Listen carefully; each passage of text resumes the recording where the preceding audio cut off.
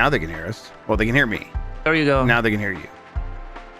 All right. Hi, everybody. Why you silence me, Chef Grubb? What is wrong with you? The First Amendment doesn't apply to you, right? That's how it works. Yeah. That's true. No, it's not true. It literally does apply to you in the United States because it's not. Well, no, it doesn't. No, it not does. anymore. Well, not anymore. Okay, that's fair. Not anymore. Yeah. Not in the under current administration. Right. Goddammit. It's just technically it does. Because it's not a right people have. It's a limitation on the government, right? So yeah. That's correct. Okay. And you know your laws, huh? A little bit. Just the ones that allow me to do shit on the internet and say whatever I want. Yeah. And I don't. You don't need to know all the tools, just the one you need to use, Exactly.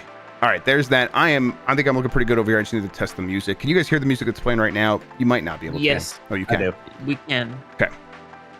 There's that. Eat. There is this. I had to allow so many weird terms on Twitch chat today, on the John Bomb chat. That was Yes, weird. that was. Okay, all sorts of things. You guys hear that?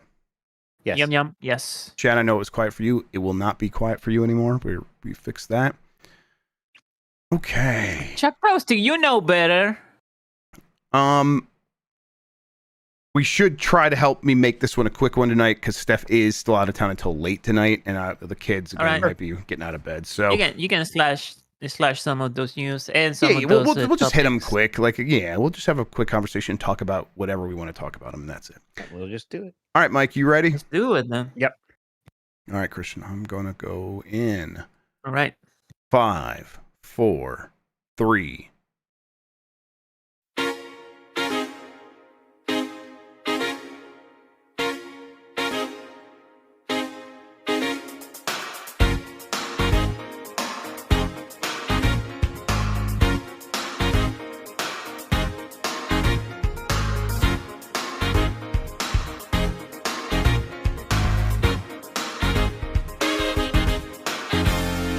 It's the internet. You're busy. Let's do this. Welcome to the Game Mess Decides podcast. This is the podcast where we decide everything about the world of games so you never have to think for yourself. I'm your host, Jeff Grubb, and with me is Mike Minotti. And today's episode is Borderlands 4 going to be $80. Bungie continues to be on fire in many different ways. Roadcraft got me horny for big trucks. I don't write these anymore. Christian does this, but I agree. Our expectations for Summer Game Fest and more or less. I don't know. We'll see how the show goes. It's been one of those weeks where it's like, oh no, everything is happening. So every night this week, something's happening at the kids' schools. We are still very busy setting things up at Giant Bomb.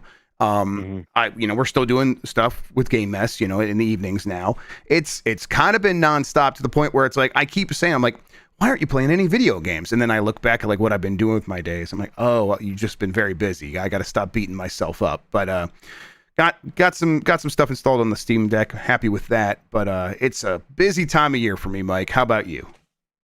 You also been making those videos on for the Game Mess YouTube channel, and those have been good. Yeah, no, it's been pretty busy, especially because of Summer Game Fest and getting ready for that for 2 publications, right? Yep. So getting things figured out there, and we don't even have everything. Things have come together today a bit more, but it's like, oh, hey, where am I staying in LA? That kind of a thing. So that's feeling better. But we did get some NSO game drops, Jeff. If you want to hear about that, right when we went live. Yep, I do want to hear about that. So this, was not aware. So this is a complete surprise to me. Oh, it happens at 9:00 sometimes. So yeah, this just happened. So all right, hit me with them. Hear about it right now. It's 4 Game Boy games. Oh, okay. Survival Kids, Gradius, I can never remember. Gradius, the Interstellar Assault, Kirby Star Stacker, and the Sword of Hope. It's immediately not the most exciting looking pair of games to me, but Survival Kids is supposed to be good. Lost in Blue, it's actually that series. Really? This is the first one. Yeah. Oh, yeah. wow, I didn't know that. Kirby Star Stacker is one of the more simple of all the Game Boy Kirby spinoffs. It's just a very simple shmuppy thing, I think, right? I think, yeah, that's right. Yes. I have no idea if Gradius on the Game Boy is supposed to be any good. The box right here says that it has 2 megs of something star power. So, wow, 2 megs on an entire cartridge. That's insane. The Game Boy's going to explode. Yeah, and then What is Sword of Hope? Is this a straight up Nintendo joint? I don't know what that. I mean, the chances of one of these NSO drops being a Nintendo published game is pretty high these days. So, but maybe. How could there be? How okay? Released in Japan is a 1989 first-person RPG for the Game Boy. Weird. Developed by Kemco. Okay, this thing it did come out in the US though, also 1991. Okay. So some kind of now I'm kind of interested. Like, hell yeah, weird, early, like first, like wizardry, but made by Kemco for the Game Boy. Okay, yeah. Let's see what that's about. I'll check that. I mean, Game Boy's got a weird variety of genres that you just don't expect sometimes. I include Game Boy Color in that. Not wizardry, but a Warlock, that RTS game. I love that game on the Game Boy Color. And it was like a full-fledged, as much as it could be on the Game Boy. Warcraft, not World of Warcraft, but an actual classic Warcraft clone, and it was pretty interesting. Like you could get different wizards that were very much Lord of the Rings coded. So you could have the brown wizard, and you had chickens and shit, and then you'd have the gray wizard, and he was like super powerful, and then the white wizard was like all powerful. It was really cool. Yes, chat just reminded me there is a new Survival Kids coming as a Nintendo Switch 2 launch game, and I wasn't sure about that, so I was like, I wasn't going to say anything and like be confused. But I'm like, I thought, is that still the same series? That's incredible. So, okay, wait, what is Survival Kids? I mean, this Game Boy game by Konami. I mean, when you look at it, it looks straight up like Link's Awakening art style wise, but I think it's like kind of a Zelda-like, but island survival game thing. It looks pretty cool. So yeah, I might have to try that. This. Yeah, that sounds interesting. And I'm not sure how much juice is in Game Boy Gradius, but maybe. I don't know. I'm looking at this gameplay right now. It does not look bad. That's a Kirby Star Saga is a puzzle game. Yeah, okay. Yes. I thought you were still talking about Gradius when you said the shmup. So I was like, wait, did he say Kirby? Well, when you look at the box art, he's kind of on the start. Yeah, that's right. This one is a pretty simple drop-down puzzle game. From what I remember. Right. It's like almost in that Yoshi cookie vein of like almost too simple. But then Sword of Hope looks, wow, this is just straight up a first-person dungeon crawling thing. Hell yeah, I don't know. That's the reason I'm like kind of interested to try that out now. So at first glance, not the most exciting drop here. They got a lot of the heavy hitters for Game Boy, though. I'm sure if I thought harder, I could think of some that are missing. Sure. Yeah, but I'll take it. All right, let's get into the show. Give us a good rating wherever you are listening, and hit that like button on YouTube, please. It helps people find the show. If you want to ask a question, you can drop a super chat during the show here on YouTube. We'll get to all of those before the end of the program. Thank you to Carlos Ain, who is Insane in the Rain Music on YouTube, for the use of our theme songs. Thanks to 1UP vs. CPU for our artwork. You can find more at 1UpVersusCPU.com. We are on Spotify, Apple Podcast, and wherever pods are caught. Thank you to the mods. Thank you to Christian for producing. And you can get more from Mike and me and support us by going to patreon.com/GameMess. That's patreon.com/GameMess. That gets you access to our Discord server, participation in Q&A sessions and our game club discussions, early access to new episodes of shows like Columbros, and of course, all of our shows ad-free. I think it's probably time for another Q&A session. I will try to make that happen this weekend, because if it doesn't, it won't be until long after SGF, I think. We'll try to do it this weekend. All right, and then a friendly reminder, you can, of course, become a supporter in the same way as going to Patreon by becoming a YouTube member. We have many of those YouTube members, thanks to all of you all, or a Twitch subscriber, and that's to any of our personal Twitch channels. So Christian_Rarg, that's R-A-R-G, Christian without an H, Jeff Grubb, or Tokoto. So twitch.tv/Tokoto. Speaking of YouTube subscriptions, Jazz Gordon just gave out 5 gifted subs. Thank you, Jazz. So thank you so much, Jazz. Really do appreciate that. Thank you. Yeah. We don't have Wario Land 2 yet. Yeah. Okay. So they gave us Donkey Kong 94, so I kind of let almost everything go now at this point. Right. We haven't had the Pokemons yet, which at this point I'm like, who knows if they're gonna do those, right? Yeah. I mean, eventually they might just do the very, very, very first ones, and that's it. But I don't think they'll do much more than that. And that's like maybe. Yeah. All right. Big topics. Let's get into them. Randy Pitchford, $80. This thing has happened all week now. It's been, people discovered him saying this because he said this weeks ago, apparently. And it kind of caught on fire this week. he essentially just said, in response to someone saying, "Hey, don't make this game $80." He said, "Oh, for one thing, that's not my choice. Two, if you're a real fan, you will find a way to make it happen." I walked uphill both ways, all that stuff. Yes. Yeah, right. Yeah. Oof, oh boy. Don't you know you have to be like Kojima to get away with saying something crazy and weird on the internet? And Kojima does decide like probably how much his games are going to cost, or at least has more say in it at this point. That's not to say that Randy Pitchford doesn't have a say. I'm sure he does, but he does have a publisher now. He sold his company to 2K, and Take-Two. So I get that he's got a little bit more hands off.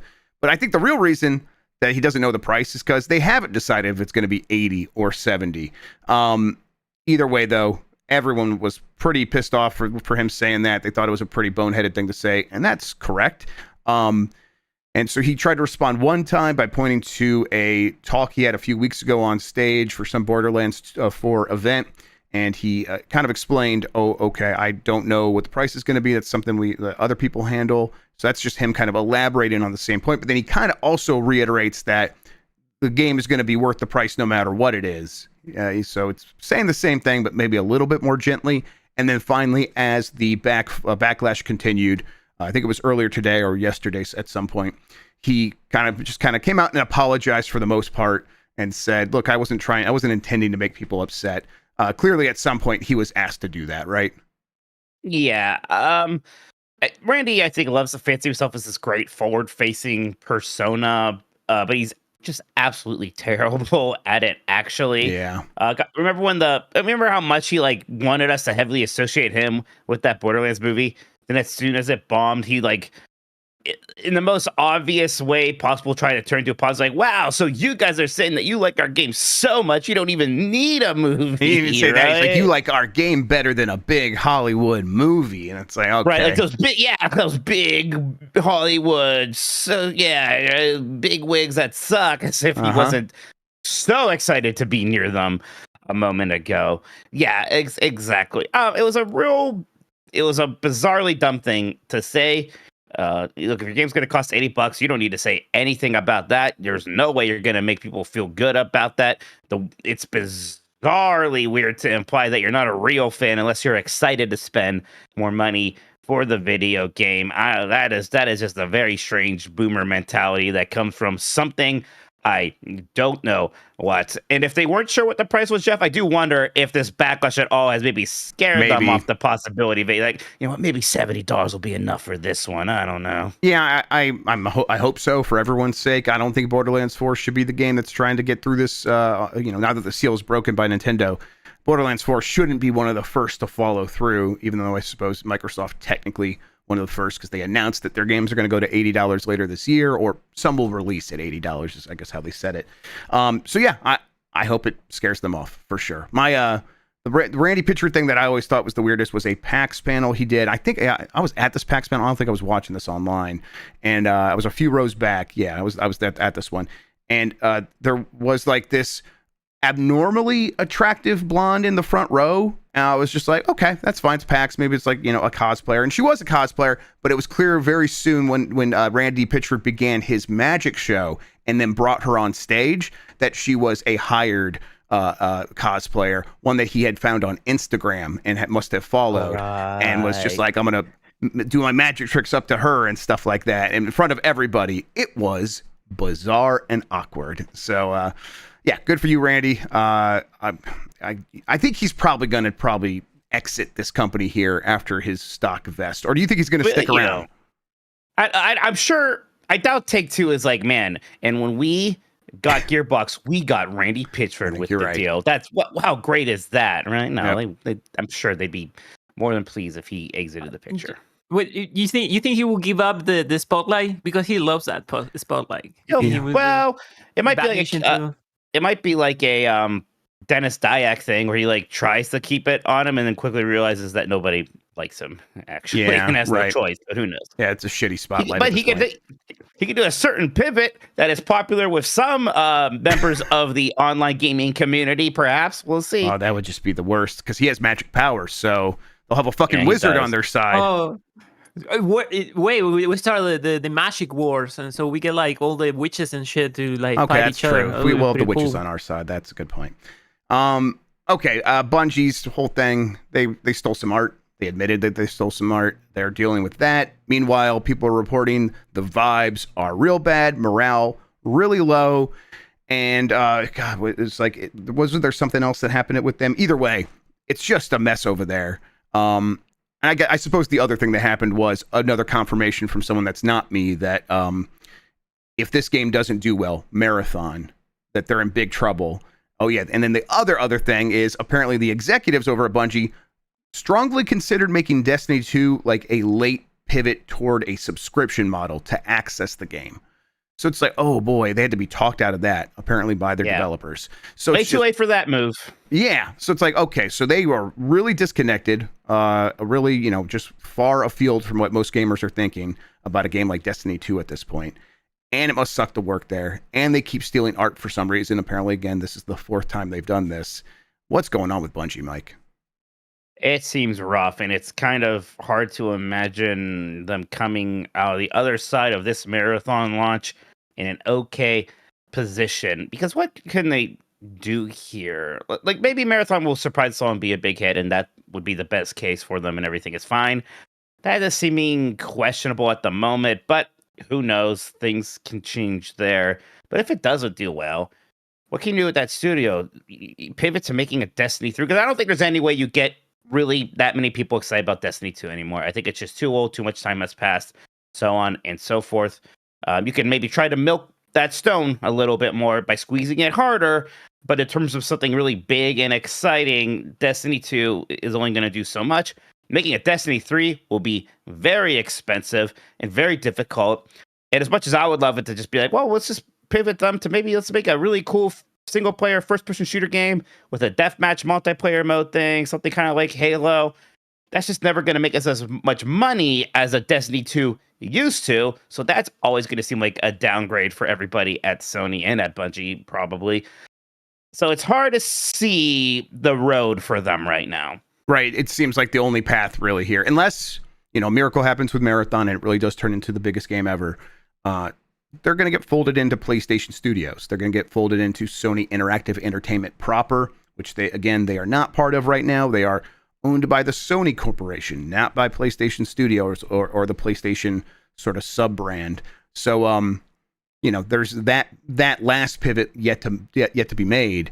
And really, that would maybe be a good thing at this point to clear out some of the leadership at the top of Bungie, which continues to be, in the crosshairs of a lot of the criticisms of people who used to work there. It kind of gets brought up every time any one of those people lets anything out. They kind of can't help themselves. Is that guy who just always talks about his vintage car collection still there? Pete Parsons? Yeah, I think so. That is Pete Parsons, right, Christian? I'm not misnaming someone there. I think you're correct. Yeah. Pete Parsons was and I think he's still there. Yeah. But doesn't seem like for long based, I guess I wouldn't know what it would mean for them to be folded into PlayStation Studios, but it'd be weird if they did that and it wasn't the leadership getting cleared out and instead of like all of the talent who actually makes the games. That's the problem. That's what's so messed up is like, it seems like that's the problem, right? Because clearly, I don't know, but it sounds like it.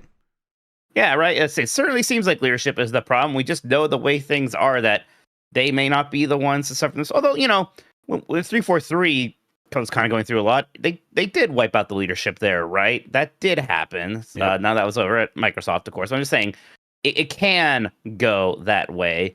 And if things do go poorly, it probably should. We'll see. Yep.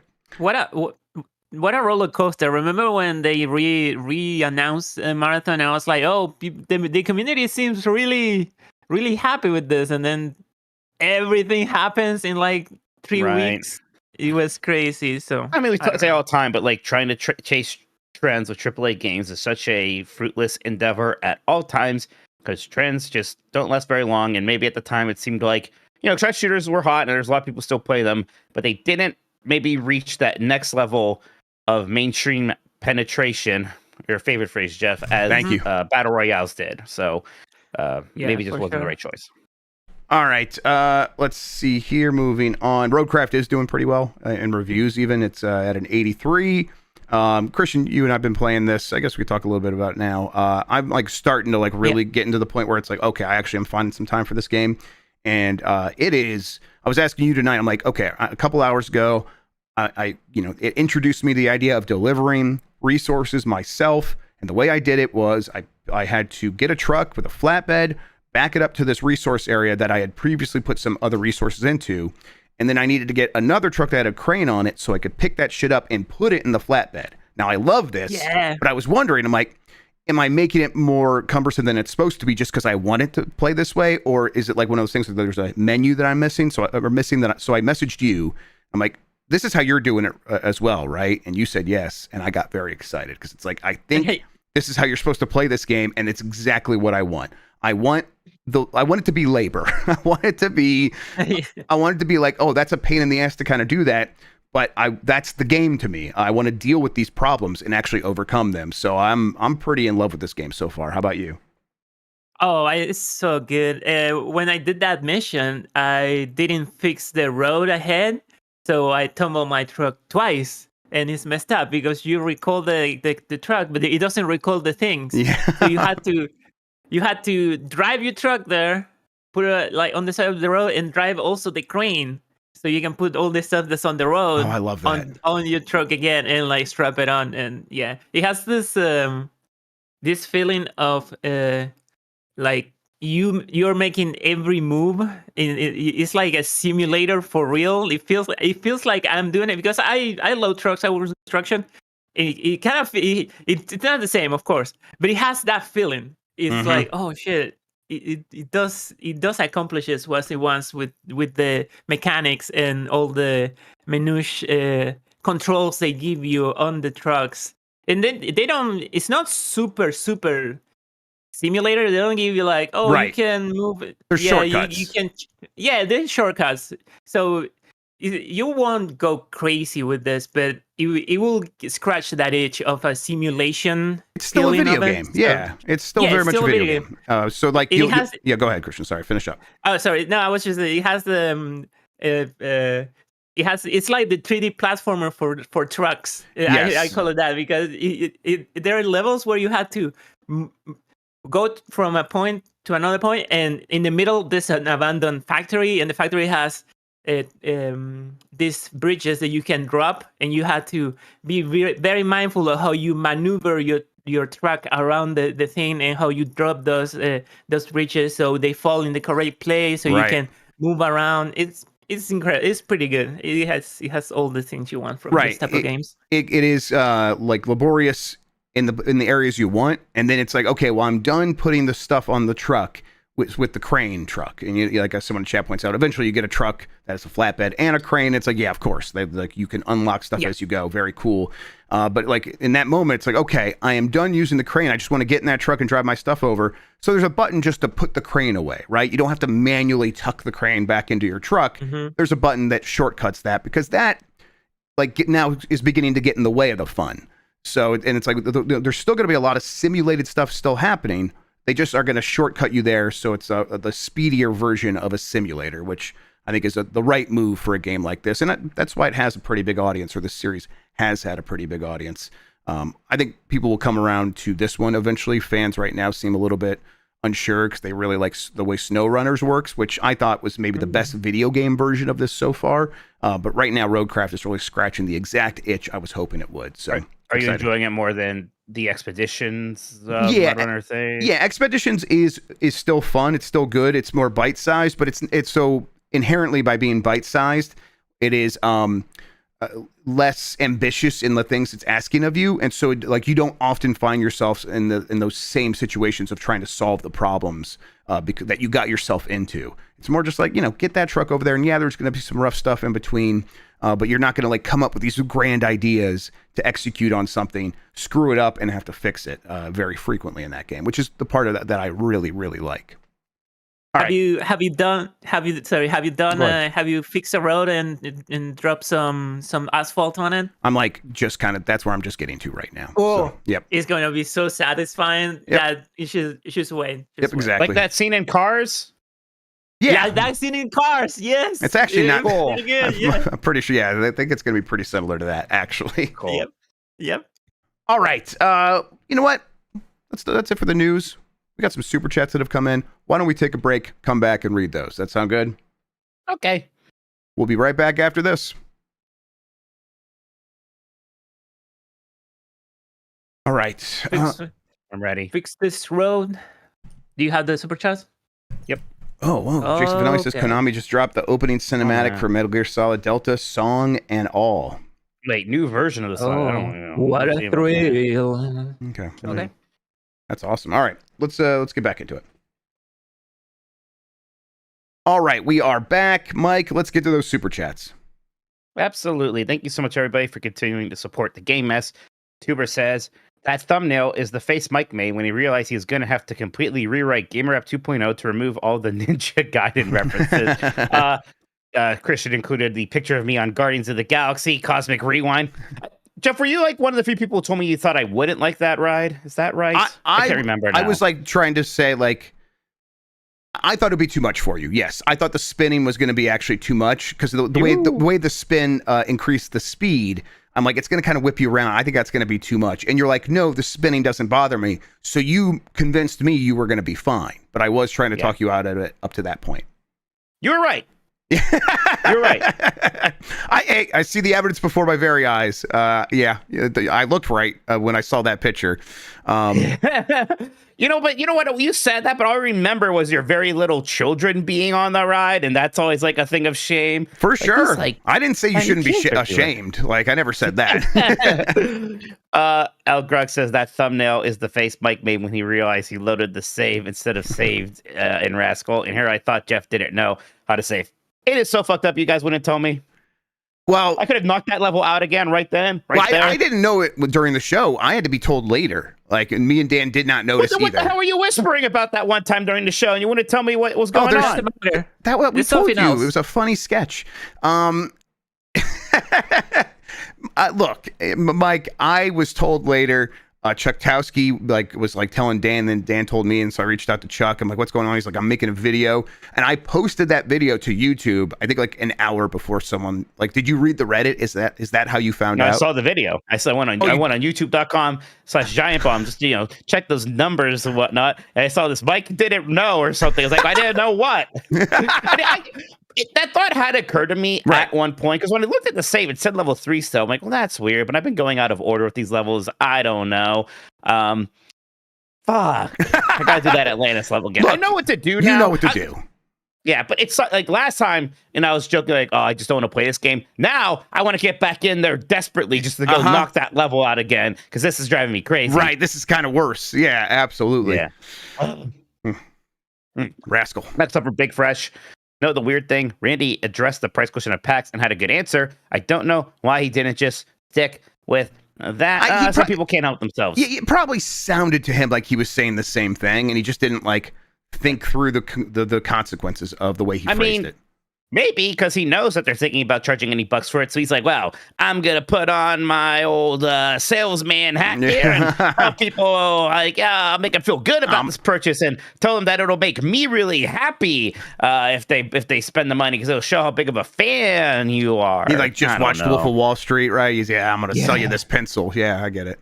Yeah, it's stupid. Big Fresh 30 cents says, don't you dare stop saying work and shoot. I think we still will. Yeah. Sometimes. I mean, honestly, it just hasn't come on. Work and shoot, I think everybody gets. If you don't at that point, I don't know. If that's the one that still makes you mad, that is just friend lingo at this point. Yep. Right. So, but yeah. No plans to stop. Maybe I was like, maybe we'll tone it down in that first week. But nope, I'm not going to be able to help myself here pretty soon. Honestly, guys, I never think think it. Yeah. I'm never formulating if I say shoot right now, what are the consequences? Yeah, of that? Right, exactly, yes. Ricky B says Ray Cat C. Ray. Help me out on this one. Oh, is that Ray Carsey? Ray Car? Yeah, I can't remember his name. Oh, Ray Catsy.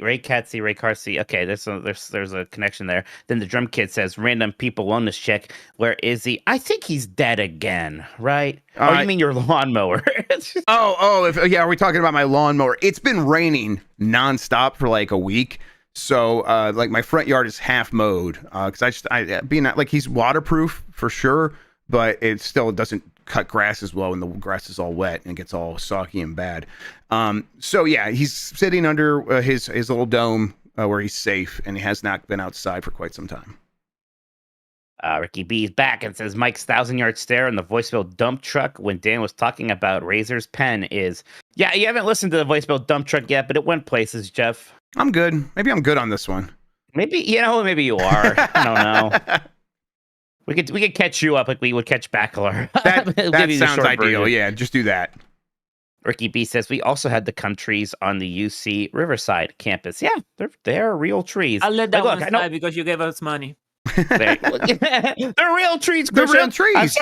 They probably can't do well in your weird tropical climate, but they're real. Damn it. Yeah. We have. God, doesn't Argentina like almost go all the way down to Antarctica? But either way. Yeah, true. Yeah, like we had I had one of those trees in my front yard. I don't think, did we talk about this on the air? Was that before we went live? Yeah, that was before we went live, right? So Mike brought up these trees on voicemail dump truck, and no one believed him that they existed or something. Nobody like in the show did. People chat, some people are like, yeah, those are real. Yep. And in the defense of the people in voicemail dump truck, I had said a lot of unhinged things before that. Not untrue things, Sure. but just unhinged things before that. Let's see here now. The realist boy says, when the Killers sing the line 17 tracks and I've had it with this game. In the song Somebody Told Me, they are actually referring to Mario Kart DS. Sure. I can see that. Somebody Told Me was one of my karaoke standards for a while there, actually. Oh yeah, that's right. Yeah, I remember you mentioned It's a fun one. that. I like. Yeah, it's jumpy. It goes. Killers It's is relatively good. quick. Yeah. Oh, yeah. Cool. I do that in Mr. Brightside sometimes. It's fun. Nintendo says the 6-1 Indie Showcase was great. You should watch it on Giant Bomb. Lots of games aimed at Giant Bomb's owners specifically. I think we talked about maybe watching. Right, we got busy. We had a meeting. We're just too busy. Yeah. Like I said, we're like really trying to get Summer Game Fest stuff figured out here, but maybe we'll have to take a look at some of those games. Yep. I would like that. Nowdy says, "Hoy, I owned a GameCube growing up, but not Luigi's Mansion, Metroid Prime, Thousand Year Door, or Pikmin. Any consoles where you missed a lot of the classics." It is funny because I made my list of the top Genesis games last night for me, top 20, and I was a Genesis kid for sure. And yet a lot of the games in my top 10 were games I did not play back when I was a kid. They are games I played much later through collections and retro, like, Gunstar Heroes. I didn't really play that a lot. Contra Hardcore, Castlevania, Bloodline, Shinobi 3. So a lot of those games I caught much later, actually. Yeah, this not really for me, because when I was getting consoles, like even through childhood, I was like trying to look for any scrap of evidence that a game would be worth it, because I was only getting them like once or twice a year. So I put a lot of effort into making sure I got stuff that was like the most widely known to be very good, so that it'd be worth my time. So that meant I got a lot of the biggest games.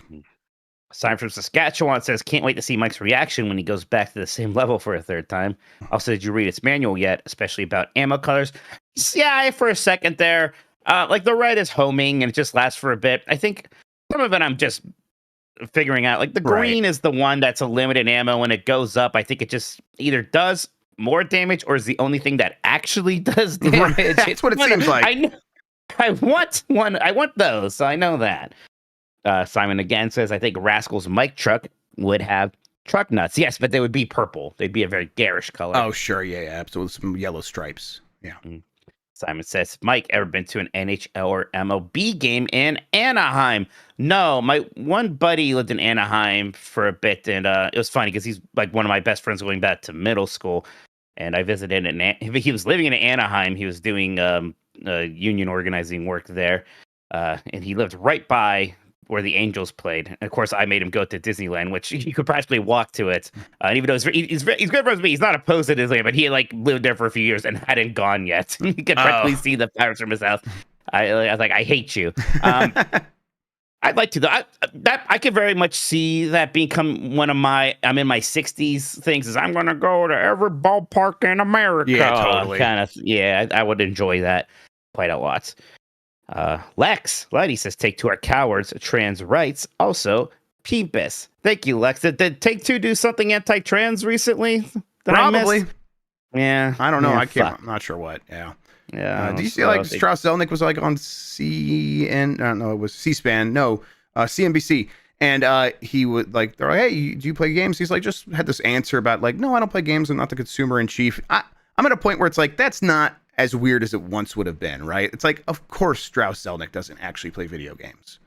Yeah, right. No, exactly. Like, what do I say? Do I think he's playing Expedition 33 right now? Yeah, like, but do I think it would help if he did? I don't know anymore for that he has guy. a crazy mild build, bro. You don't know him. Yeah, He goes crazy. He's on the HGH for sure. But it is a little bit strange. It does like make me think that for a lot of executives, video games are still like on the toy side of things.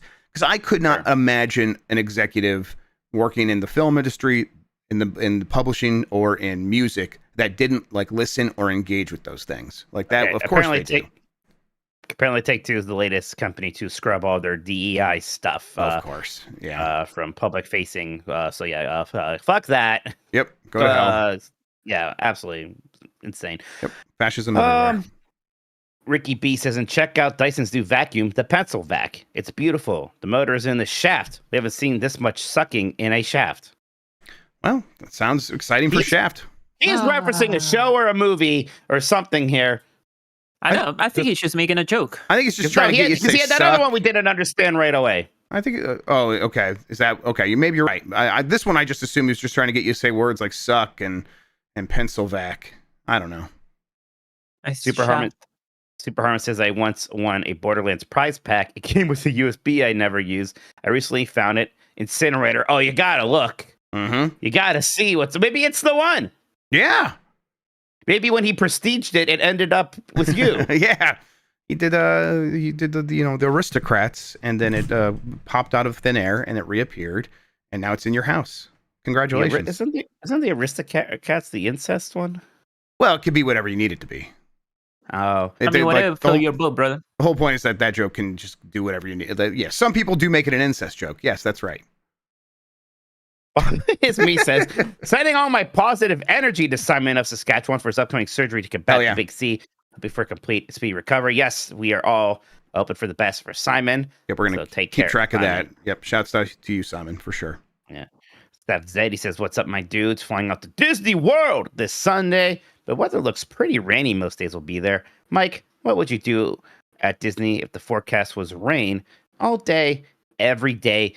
Keep this. Sometimes you just gotta take it in stride a bit and just be like, we're gonna wear ponchos. I'm gonna wear like flip flops or something that I don't have to worry about wet socks. Yeah. And be like, hey, the crowds are gonna be a little bit less because of that. Some parks are better in terms of how much of the rides are indoor and don't close because of the rain. Like Epcot, almost everything is indoor, so the rain doesn't impact too much stuff. A lot of the rides in Florida, though, are generally okay with that. But, maybe I'll be like, I'm not going to worry about. Sometimes I'm like I'm going to get there at opening and be there for 12 hours. Maybe I'll relax a bit more around the resorts, right? And just kind of chill out at some lounges, bars, go to the Scat Cat Lounge for some beignets and maybe live jazz at Port Orleans. Go over to the Polynesian and go to Trader Sam's, get some tiki drinks, that kind of thing. But you can't let the rain get you down though. You kind of just have to, sometimes about your mindset. If all you do is focus on how you think this is annoying and that it would bother you, it can get to you. But it's fun.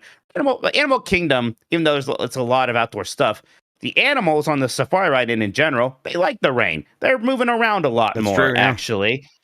Both the Avatar rides are indoors there, so go to Animal Kingdoms, hang out with the animals, just take it all in. Rain is life. Yep, water's good. All right, YouTube crash. Give me a moment there. Yeah, no problem. Yeah, don't you love when does that? Yeah, you're on Joe Beezer here. Thank you very much. Blah, yep. blah, blah, blah, blah. Gosh, it's funny. I was in Disney World for a very long time recently, and I'm kind of like, I'd like to go back to Disney. Yeah, it's one of those things. The more you do it, the more you want to do it. I think I really enjoyed myself. Absolutely. Joe Beezer says to Mikey, I wish you would step back from that ledge, my friend. You could cut ties with all the lies that you've been living in. And if you do not want to play Rascal again, I would understand. That's a Third Eye Blind reference there. That's an old band. Oh, I would understand. Yeah, there you go. More Iron Maiden. I'm living on the razor's edge, balancing on the ledge. The evil that men do lives on and on. Jason Finelli says, hey, pals. Jeff, Dug the Switch 2 launch winners video, potential follow-up, Switch 1 backlog winners, or games that launched late in Switch 1's life and might get some love from people who buy Switch 2 and Mio, for example. Maybe. I think you're right that actually Tears of the Kingdom is going to be a big beneficiary of that. Yes. Even though it's a game that did sell really well for sure. But like Pikmin 4 was late-ish for the Switch. It'll do well. Thousand Year Door, I think, more so than even like Brothership, even though Brothership was later. I think more people will just hear good things about Thousand Year Door remake. Yeah, I'd like. There's going to be like tiers, right? There's the games that Nintendo is just saying, hey, these are getting big updates. Then there's the 12 games that are getting like medium-sized updates. But even that tier of games that aren't getting any update at all, you're right. Just because people are getting the Switch 2, they're going to want to play some games that they missed on the Switch 1. And a lot of those will kind of do very well as well. Yeah, that's a good idea, Jason. I might do that. Thank you. I mean, Echoes of Wisdom is going to get the frame rate smoothing, and that was one of the big problems with that game. So. The update doesn't say anything about frame rate, but the hope is maybe it'll still fix it. We'll see. I would hope so, because there's one thing from that game that you would hope they do. Yeah, I think people people who know seem to think like that doesn't matter, that that will just get fixed naturally. I'm hopeful. I think that's probably the case. Night Trauma says, I don't have money for Gearbox, but I do have money to shout out Bailey Myers. Absolutely ruled having her back on GB. The Queen is back. Yep, it was great. Doing a voicemail dump truck with her again. So I'm sure we'll be doing more with Bailey for sure. Just definitely missed being able to make stuff with her. Yep, that was awesome. I'm really glad we were able to get her on the show like really soon after going independent. Flam Mandrew says, getting a second job for games like Kutaragi Dreams. There you go. We're all making it happen. Mm-hmm. Jez C says, hello, Jeff, and hello, Mike. I think you're both very cool. I think you're cool too, Jez. Thank you very much again for those gifted subs here. Appreciate that. Shout out to you, bud. John Cody says, feeling good because the place I work, Sesame Street, finally has a home. Yes. Netflix, listen to you all the time at work and been thinking about making a Giant Bob puppet once we wrap shooting in June. John, don't tease me like that. Yeah, John, that would be amazing. He's right. Don't even tease us unless that's something that's possible. But that's awesome. I loved hearing this news. It's awesome that you work for Sesame Street Workshop. That's cool as hell. That's one of the coolest jobs anybody can tell me that they have. Exactly. That's how I feel as well. And it was great to see the Netflix news. So it's like, it does. The show does have a home, and Netflix is giving each episode to PBS the day that it opens on, or the day that it first airs on Netflix, I guess. So just an all-around great story. I'm glad that that's the case. I grew up on Sesame Street, so yeah, that's very cool. And then Tyler James Bay says, F, marry or kill, Toadette, Birdo, or Daisy, but she's still in love with her ex, Tommy Tallarico. P.S. Put this money towards the Juggalo fund. Look, I can fix her. I'll still marry Daisy. It's okay. Definitely kill Birdo for sure. I gotta fuck Birdo. I gotta find out. I gotta see what it's like. Yes. When it happens, does the egg pop out? Welcome to Waifu Episode 2, everybody. Here we go. Oh, boy. Anyway. When the Hunter says, are you guys big on Souls games? Any returning from soft bosses you want to see in Night Rain? I'm hoping for Ishin, AC6's Ice Worm. Armored Core 6's Ice Worm, or Bed of Chaos Enos. Oh, how dare you bring up Bed of Chaos. Yes, I've been playing through the Souls games the last couple years, and they are very good. I mean, but like I played through all of them once, so like even like remembering all these iconic bosses' names is a little difficult for me sometimes. I'm glad you're not one of those FromSoft guys. I'm glad you just really like the games. That's the right way to be. Like I remember the guy from the last DLC boss of Dark Souls 3 was really cool. Actually, that might be Gwyn, right? The last, I don't know. I can't remember. I can't remember now. The fat guy and the not fat guy from Dark Souls 1. Like Smog. Orson and Craig or something, yeah. Yeah, Smog and Ornstein and Smog. That's it. There it is. I think it's neat bringing them back and all that stuff, though. So, I'll pop for it a bit, but it's, a lot of them are kind of like, it's about people with swords. I will go. I'll pop if I see anything from Assassin's Creed 6. From I can't remember. I want to say Ace Combat 6. I think Armored Core. Did I say it's Armored Core 6. Yes, that's the ice worm. Too many Biblical. ACs. Yeah, for real. We should do something about that. An Armored Core. They even have air conditioning, right? It's like a problem. Exactly. SNES Chalmers says, not sure if it was mentioned, but Switch 2 GameCube controllers are currently available for pre-order again. Just scored one. Go, go, go. I got mine on the first drop, so I'm set. I'm good too. Part of me's like, do I need two? I think I'm okay. That'd be cool okay too. Yeah, I don't need it yet. Yeah. Will Davis says, my favorite GameCube feature, really great games. Okay, I'm glad it's not the eject button because people don't even know about that. Sure, hidden. Yeah, no one's ever discovered that before, for sure. As long as it's not that hand. Oh, was this a reference to the unhinged one about the handle last time? Yeah, I think so. Right. Yeah, people really like that one quite a bit. People have referenced that a couple times to me now. It's an interesting one. Uncharted Wolf says, with Mike's hatred against Kojima, I gotta ask Jeff, who's your Kojima? Someone you dislike, even though everyone loves. I want to be clear. I do not hate Kojima. I like the Metal Gear Solid games a lot. I just sometimes think like, it's not a free pass, but we could textualize Kojima in a bit of that goof way. And sometimes I think he deserves a bit more scrutiny than that. I guess for a minute there, this doesn't count anymore because everyone's kind of feeling the same way. But it was like all the Naughty Dog people, and what's his name, Druckmann. But now everyone's like kind of. You saw him be mean to me though, so it was personal. That's true. That's part of it. Yes, but it's like also I didn't love his game, so that's probably part of it. Yeah, I can't think of another good analog there though. Yeah, I'm sure they exist. I'd have to think though. It's not as much as Mike's burning hatred for Kojima, obviously. Mike, do you saw that Druckmann came out and said that in universe the Fireflies will be able to make a cure? Yeah, I mean that whole conversation is so insufferable, and the fact that he throws any kind of fuel on that fire drives me crazy. Please shut up about it. Yep. Just let the art speak for itself. Jesus. The gamers were confronted with one morally great choice, and it has become discourse for over a decade now. Well, like 15 years. Everybody shut the fuck up. It's literally gray. There's no, you can't ask, is it black or white? It's gray. That's the whole point of it. Shut the hell up. Yeah. Move on. He's right. JD Camp says Youngstown Pizza is only good. Is only okay, good for nowhere, Ohio. Wow. We have fantastic pizza.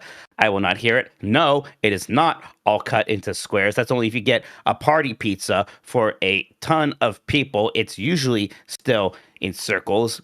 Youngstown Pizza is sort of characterized by a relatively large crust with a very flavorful bread with a good amount of cheese that sometimes goes out to the edge. And I think, and especially a lot of places here, a very kind of green pepper flavored sauce. Some places just even have the green peppers right in the sauce. It's fantastic. I will not hear any more ill will about Youngstown Pizza. Yeah, it's good. It's like a 50 Shades of Grey book description or something. Ejacalope actually did 5 gifted subs as well. So thank you so much, Ejacalope. Thank really you, Ejacalope. Also good name. Ah, shit. Hideo Kojima says, this is Kojima. After further discussions with Giant Bomb owner Dan Reichert, I will be delaying Death Stranding 2 to further decrease its mass appeal. I will be adding random tripping and apple picking. F.U. Tokoto. What an auteur. What an artist. God, he's so brave. Thank you so much, Hideo. I've had fantasies, by the way, of having access to a button that I can press to make Dan trip whenever I want to when he's playing Death Stranding 2. Just to see how funny he really thinks he's convinced to make any game better. That wouldn't be random, though. That would be malicious. That's different. Okay. I have fantasies of setting up a randomizer code for Dan's Death Stranding 2. Mike, whenever that happens, a giant dice shows in his screen and rolls the dice, and if it's like the number is the tripping because he loves dices. Oh, there you go. That's fun. I never expected Dan to like Baldur's Gate 3, whatever, but the fact that the dice showing up in the game was the thing that he got real upset about. Was so freaking. Yeah, that's one of the more Paul Reichert. Like I don't look at that. Yeah, that was a Paul Reichertism for sure. Yeah. Burrito says, "Sorry, y'all, I don't get it. What did Mike not know? I went and rewatched Rascal, but Mike did save at the end. It's the first thing he did. So not the end. Not the end. After I beat that first Atlantis level I struggled with, when I went to go save after that, an hour's worth of gameplay. Like an hour and a half. Instead of saving after that, I loaded my save instead. So we went all the way back to basically like the very early parts of the episode. Right. And then I went and beat a different level, and you can play levels out of order. So I did beat that one and save, but I had to do that at much more difficult and annoying Atlantis level again. Right. So he overrode his save with this new one that did not include the work he had done for more than an hour. Jason Phone says, suggestion for Bike Club, Zelda 2, Adventures of Link, but you have to use a power glove the entire time. That might be funny content. I don't know if that'd be Bike Club, because this is not a bad game. I mean, something like that for like if we ever do, like, we were talking about like a marathon stream at some point. Something like that sounds like it could be in the cards. That could be cool. At some point, we got to get to those CDI Zelda games, though. Somebody's got to play those. It'll be fun. Definitely. I mean, there's three of them. Bike Club. Yeah. There's three of us. All right. So just like randomize that or have the community assign it to us or something like that, the subscribers. Yeah, because it's like randomized, because I don't think any of us want the top-down one, right? That's the last one you want. Yep. Taco Belmont says trans rights. Absolutely. Trans rights are human rights. Thank you, Taco. Oh, yeah. Filibusta says, question for Christian. Has he watched the Ethernaut? It's an Argentinian show on Netflix. It seems cool. I love that show. Yes, I did watch it. That show came out the day I got surgery, so I watched entire. Yeah. Oh, yes. It was. I watched it 3 times already. I watched it by myself, with my dad, and with my sister.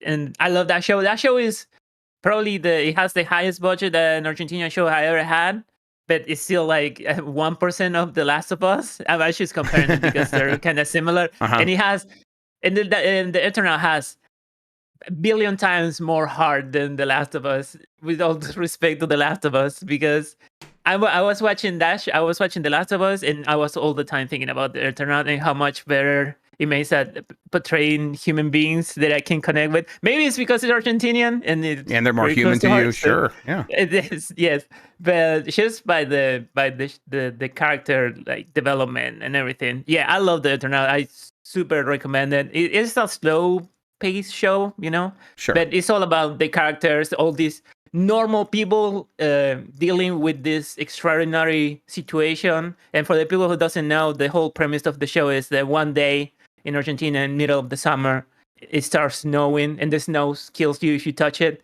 So all these people need to deal with that situation, and it's really, really, really well done. So super recommended. Cool. Ricky B's back, says Dyson is the Walt Disney of suction. It's a real product. Sorry for giving you moderation trouble, Christian. Pennis. I'm well aware that Dyson's a real product. Right.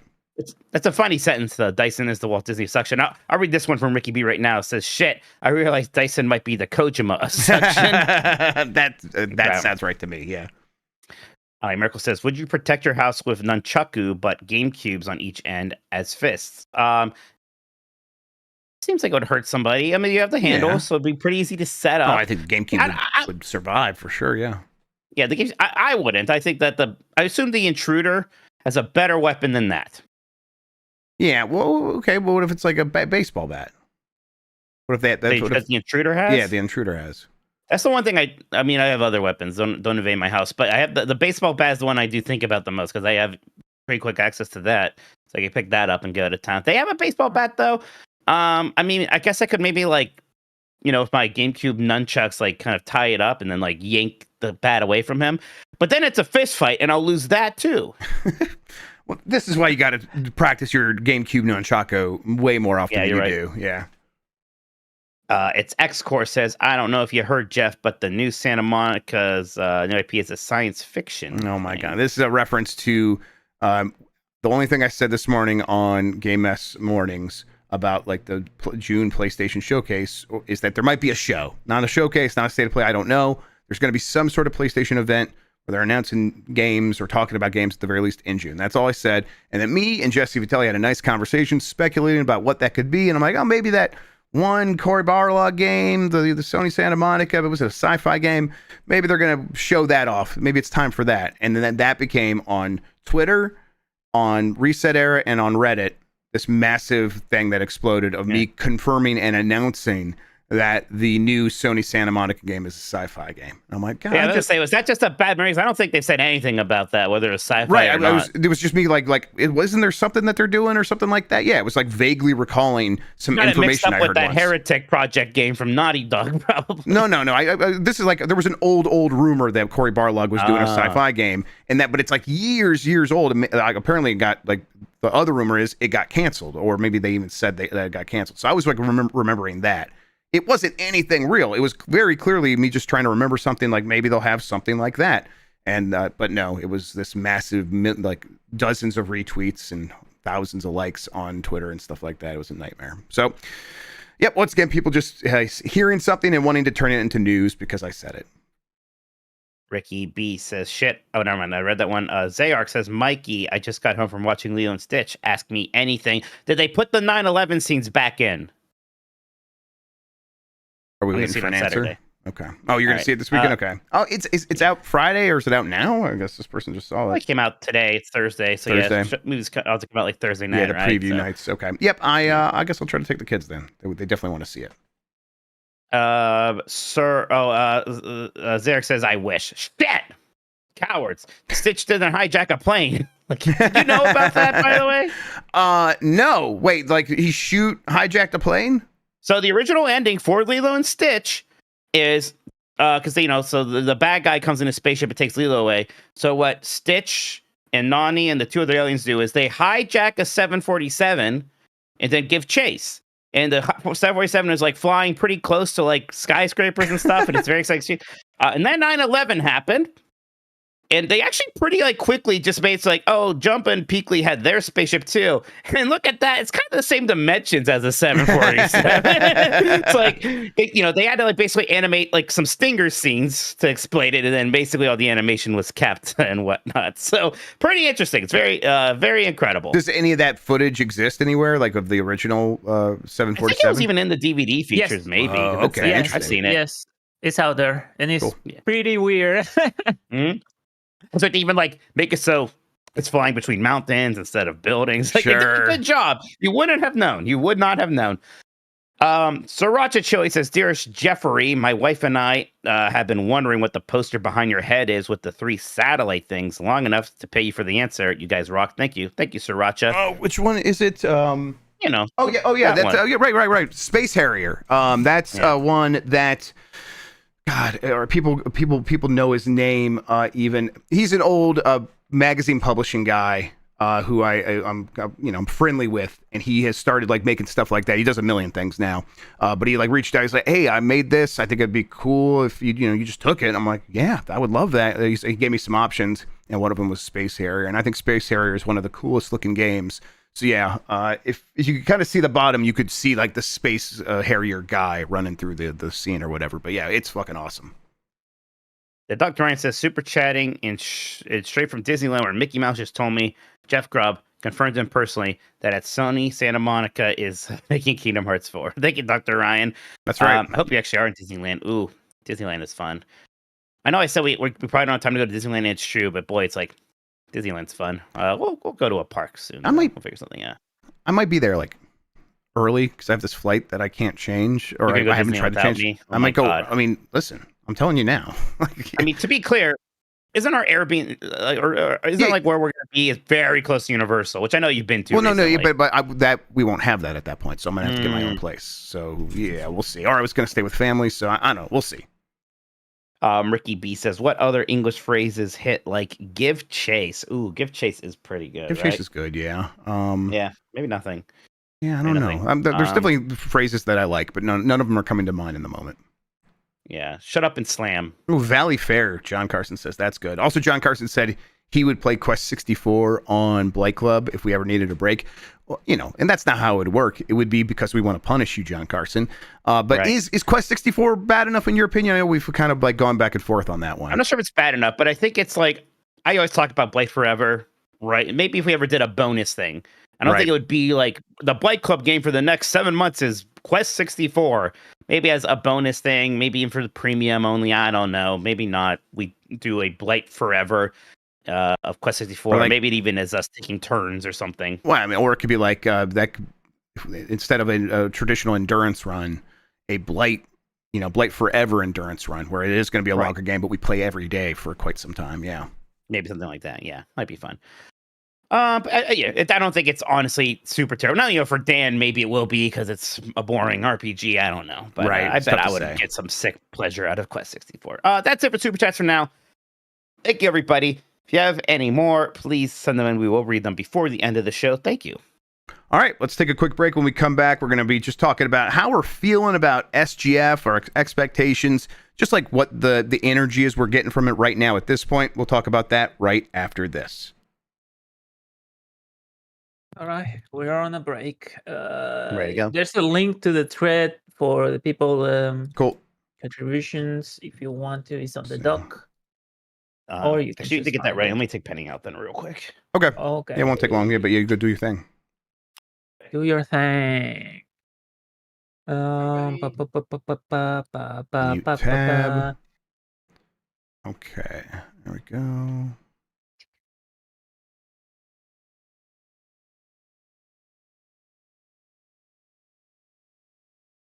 All right. Yeah. Thanks for hanging in there, everybody. I'm like tired, but also kind of wired at the same time because it's like I gotta tired and wired. Yeah. That's what you want. Yeah, sure. It's better than a lot of other like scenarios, right? Oh yeah. Yeah, where you're tired and crashing or whatever. Yeah. Big part. It's just like every time I begin to like feel tired, I remember the 4 or 5 things I'm supposed to take care of. And it's okay. All right, let's get some. There's no time to be tired. Yeah. You're gonna do shit. Sleep when I'm dead. Yeah, exactly. Yeah, I was talking with my friends about the giant bomb, and he's like, "How are they doing over there?" And I'm like, "They're kind of on fire, but like they're doing, it's a good kind of on fire where they're solving stuff and getting stuff done." And he was like, "Yeah, that's what you want. Exactly. Gets you wake up, moving around." I think we did actually maybe. I'm pretty sure we booked a place for Summer Game Fest. So for Hell yeah. GB at night, and it's a cool looking space. I'm pretty excited about it. Of course, we're going to as soon as we're there, I'm sure we're going to run into a million things that oh man, we have to solve this problem. But we do that everywhere we're at. So that's fine. That was like the last thing that was really hanging over my head in a big way. Now that that's done, it's like, okay, I can knock over a bunch of these other dominoes that I was waiting to fall into place once that happened. So, that's good. Ooh, look at this, Brad. Yeah, it is a porn studio, everybody. Yeah, it is. Finally. It is, for sure. Yeah, of course, it's LA. Of course, they've shot porn at the place we're filming at. Yeah. We considered a bunch of different places, and I would say 90% of them had porn shot within them before. So, yeah. Yes, like, it's just, that's every hotel in LA. Yeah, exactly.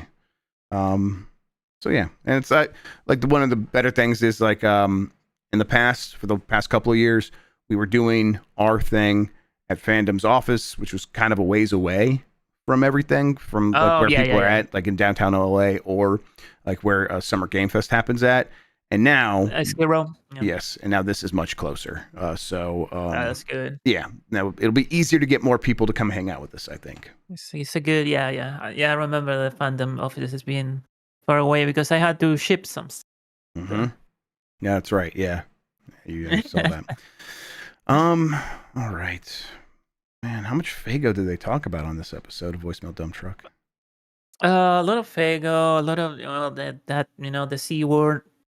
We already use our allowances that's for back? the 3-letter C word. All right. Yeah. Yeah, the 3-letter C word. Sure. Yeah. Because I said C word is that way down word the British people say all the time. Mm-hmm. No, the other one. Right. Oh yeah, Mike did learn about busting and nuts. What? Yeah, he didn't know about that. They yell at Dan. That really grind my gears. They yell at Dan because Dan asked about in Magic the Gathering. He say, "Oh, do people play the game?" Which is a valid question because everybody yell at him like he says something horrible, but it's a valid question because every single video I come across, and I play Magic, and I know about Pokemon and all that shit.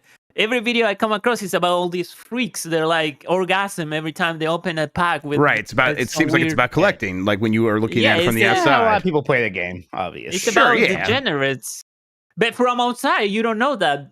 Mike, you had to, put yourself on someone else's shoes. I'm back. All right. A dinosaur story. All right. I'll bring the show All back right. and then we can do this whole thing. All right, here we go. Scott Carson in chat that says Dan knows I play every day LOL. Yeah, exactly. Yeah, but he's like that. It was the Final Fantasy 14 thing, It's right? like, I don't know anybody Yeah. who plays Final Fantasy 14. I sound like Mickey Mouse now, huh?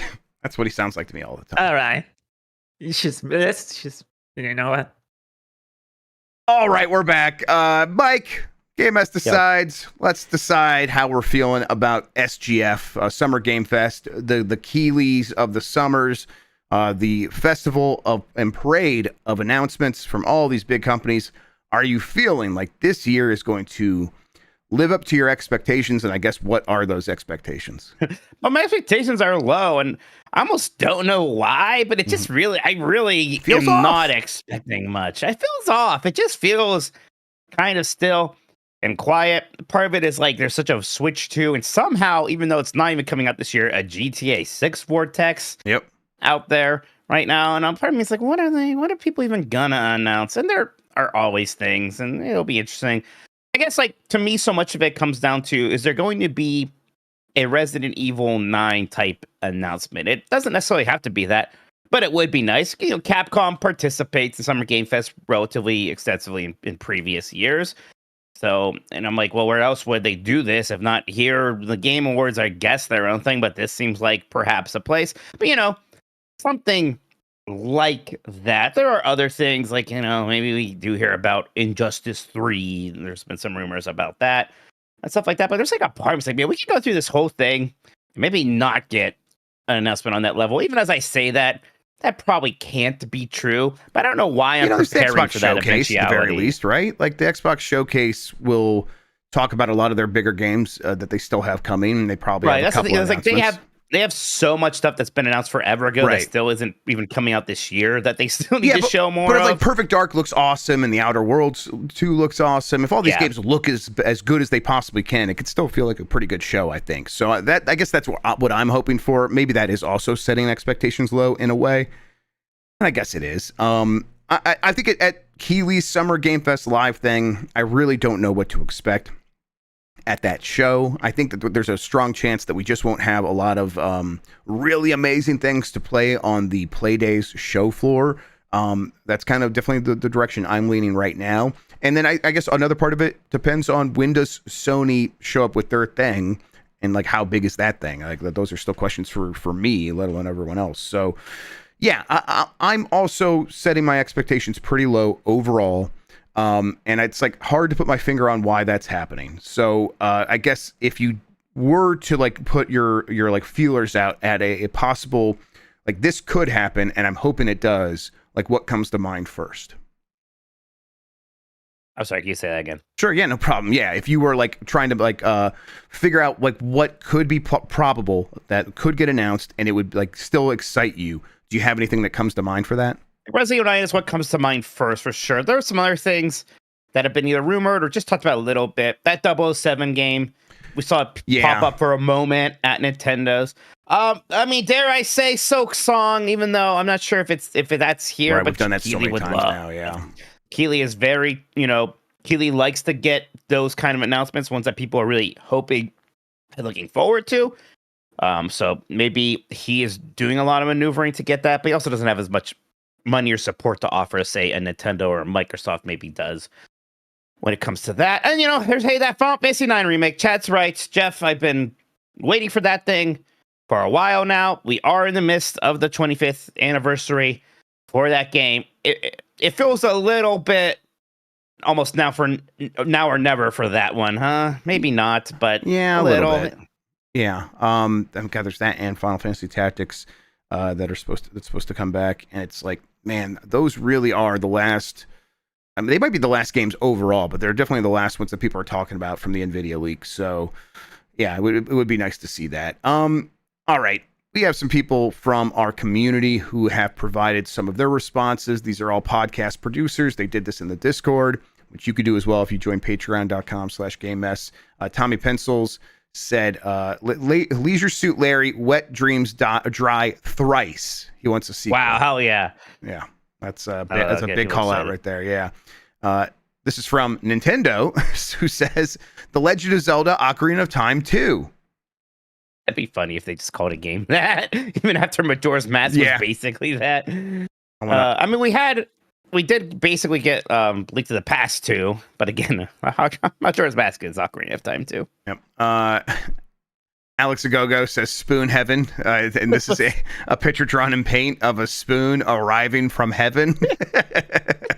Yeah, but so every time I just can't believe that was the name that you came up when you couldn't remember the words Hollow Knight Silk Song. We got to make like a super limited run merch thing that is Spoon Heaven. I don't like maybe an NES, one of the black label cartridges that just is like a Spoon Heaven. And yeah, okay, I'll get to work on that. I want to say real quick, someone in chat just said the KOTOR remake. Even though Sony not involved anymore. I've seen some things recently like, yeah, maybe KOTOR remake. I don't know. I have no idea it's going to be here. But I think that thing is more real than perhaps I once did, is all I'm going to say. Yeah, at this point, it's like it's been reiterated to me over and over again that Saber is dead serious on getting that done. It's just, the reason I was confused early on is like, no, Sony is done with that thing. So as far as Sony's concerned, the project is canceled because its involvement in that is canceled. But it seems like Saber might, actually deliver on that. And like you said, who knows if it actually shows up this summer? But I would not be surprised at this point. All right, so let's see here. I'm going to kind of hit some of these highlight ones. Eden wants Stellar Blade 2. They kind of soft confirmed that. I don't think that shows up quite yet, right? Yeah, maybe not yet. It seems like that was still pretty recently, and I know that they can maybe maneuver a bit faster over there, but yeah, it's a little soon. I think they have DLC coming out, so it's like, yeah, that feels very early. Matt has an interesting one. It's like, if we get a lot of these, I would consider this a very good Summer Game Fest, especially if they look good.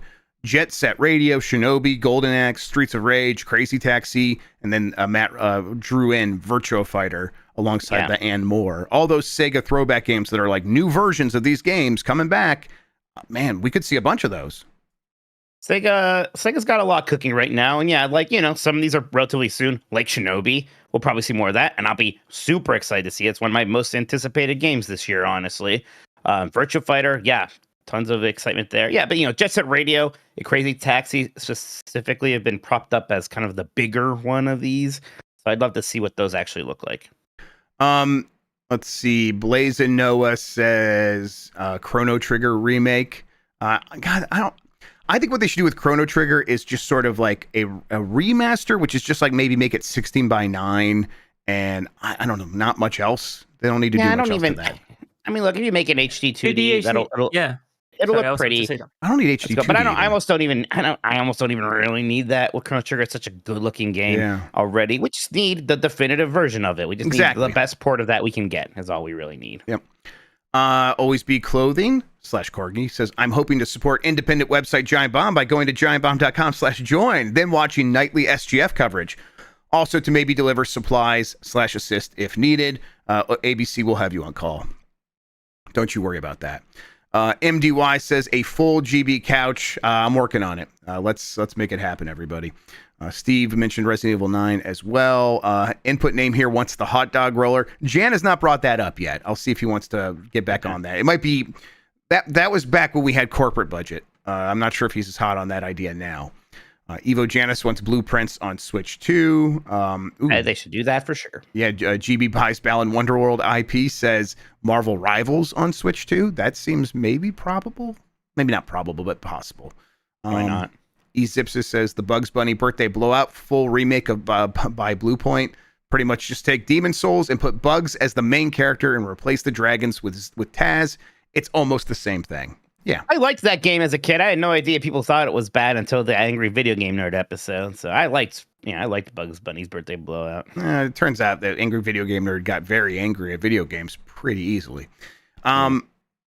Persona 6, that's when we're like, we might hear about that at some point this year. I don't know, maybe not Summer Game Fest. Maybe, although there's been like seemingly more momentum for Persona 4 remake already, Persona 4 actually. Remake, yeah. So maybe hopefully one of them. It could be one of those things where they announce both, and it's like, hey, like Persona 4 remake soon, and then Persona 6 later. Yeah, they're in no rush though, is what you're saying, and I agree.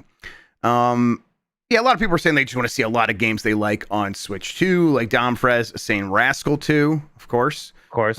Willow Davis says a Mega Man game with Reploids. Reploids are that's the Mega Man X / Mega Man Zero robots. Are these the waifus that I'm looking at? Is this a waifu Mega Man lady? She is, but they're all Reploids. You're either a Reploid or you're a Maverick in the Mega Man X universe.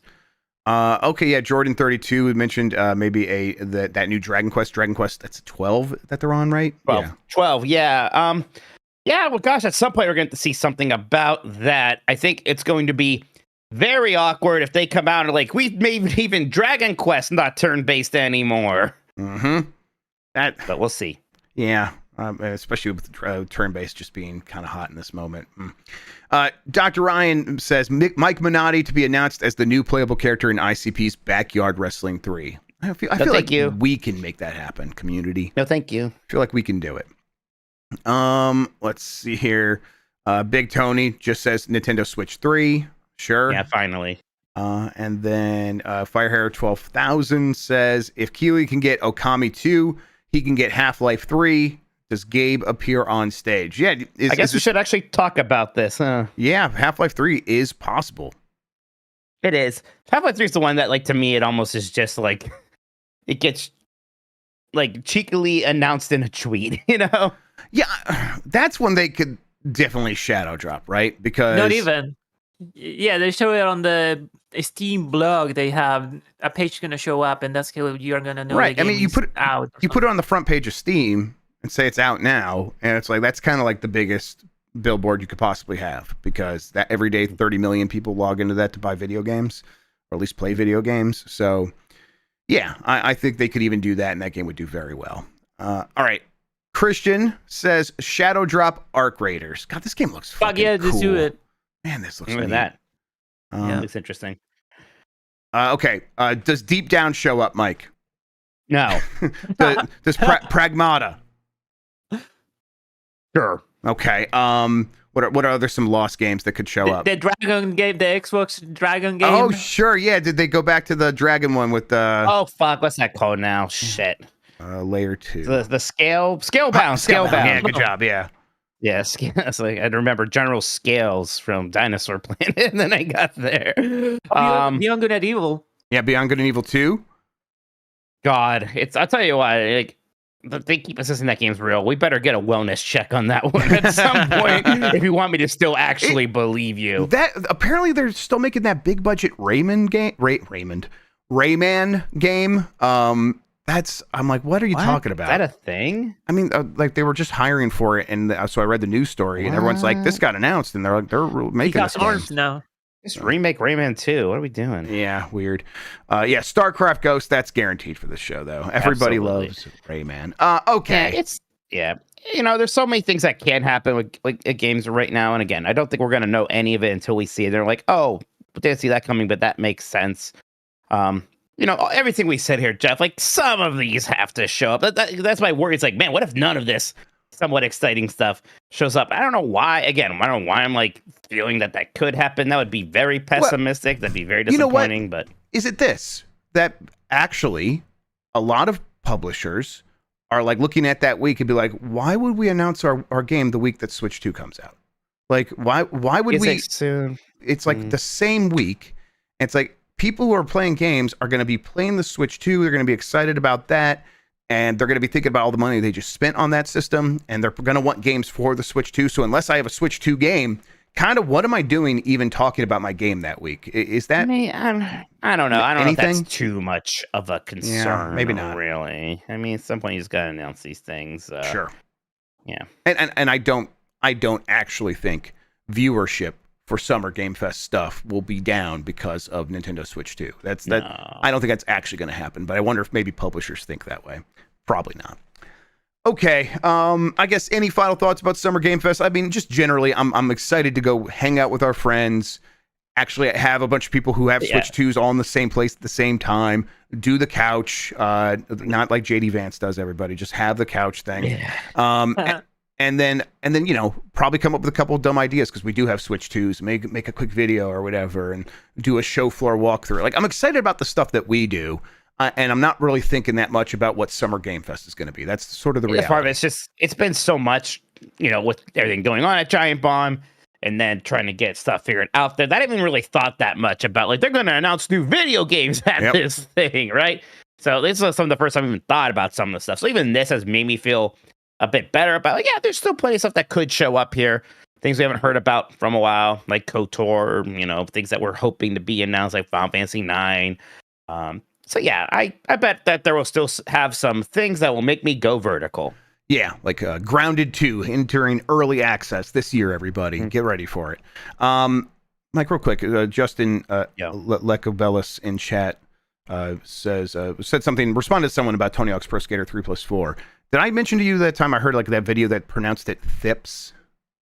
Thips? Did you? Interesting. No. Have you ever heard anyone say it that way?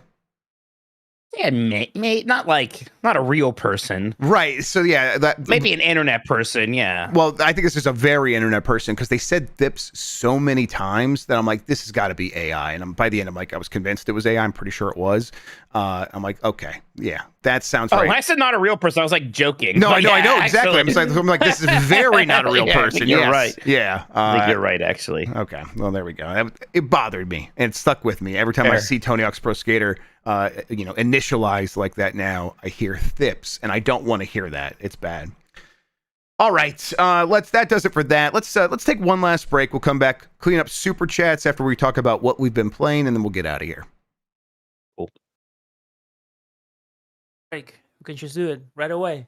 All right. Yeah, I'm ready to go back into it. Remember to read the community event thing after we finish, to remind people about the games we have running. Oh, right. Yes, I see it right there. Okay, cool. I got it. All right, we are back. Mike Minotti, what have you been playing? What have I been playing? Gosh, kind of a bit of a bunch of, honestly, Capcom vs. SK2 has been a big part of it. I actually have been playing a decent amount of ranked matches for fun, just trying to make my random team work, and that game's just very good. It's just definitely one of my favorite fighting games. So I've gone with that. Bit of Doom 1 on my Switch, and then the PC, Doom the Dark Ages. Definitely was playing even more Expedition 33, that Clair Obscur, and it continues to be absolutely fantastic. I'm like 15 hours in now, and still I'm just so freaking happy with it. It's not slowing down at all. Just an incredible pace. It's great because the game has meaningful story sequences, but also has like chunky dungeons. I feel like a lot of RPGs now, like the actual dungeons can be so short and feel so small. And here it's like, no, enter this new place. This is where the enemies are, and I'm going to be here for 90 minutes. And it's great because the combat is so freaking good. And I'm going to run around. Even the exploring feels rewarding, like running around everywhere. And it almost could be annoying because there's no mini map. And I don't know if I would. Some people are like, well, you don't have a mini map because of the minimalist UI. I don't think I'd be upset if there's a mini map. I think I still consider it but it's worth exploring because the things you can find are so meaningful with those pictos and weapons and other things like that. So I basically just still think the world of Expedition 33. Yeah, it's one where it's as all these games have entered my orbit in the last few months at this point, and I've spent like a brief amount of time with them. That's the one I'm like, oh, that's staying at the top of my thoughts, where I'm like, I really was enjoying that, and so I do want to commit to going back and playing quite a bit more. I wish it ran on one of my handheld PCs well enough to like justify it, but it's got all those timing based attacks and timing based defenses, and it's important. So any lost frames can really hurt. So I just kind of can't play it that way. But you've been running up against more friction there, because you say even Roadcraft isn't working great on your Steam Deck. You're kind of getting frustrated. I mean, it's definitely, we're at a point where like it's more frequent that a game I want to play doesn't run well enough on the handhelds these days. And that includes, I do have a Roger Ally that I try it on every once in a while, and Expedition 33 isn't running well on there either. It's getting a little frustrating. So I am trying to like use the streaming PC stuff. But it's more finicky than it should be. It's kind of it's annoying how finicky that can be. And then, I put my Steam Deck to sleep, and right now it's doing this weird bug where if I put it to sleep, it closes the streaming game on the computer, which is more annoying because sometimes it's like I didn't save or I didn't remember to save, and that's just not the behavior that I was expecting. No way. Yeah, I know, right? But then it's the other thing of you're not allowed to make that joke anymore, by the way. But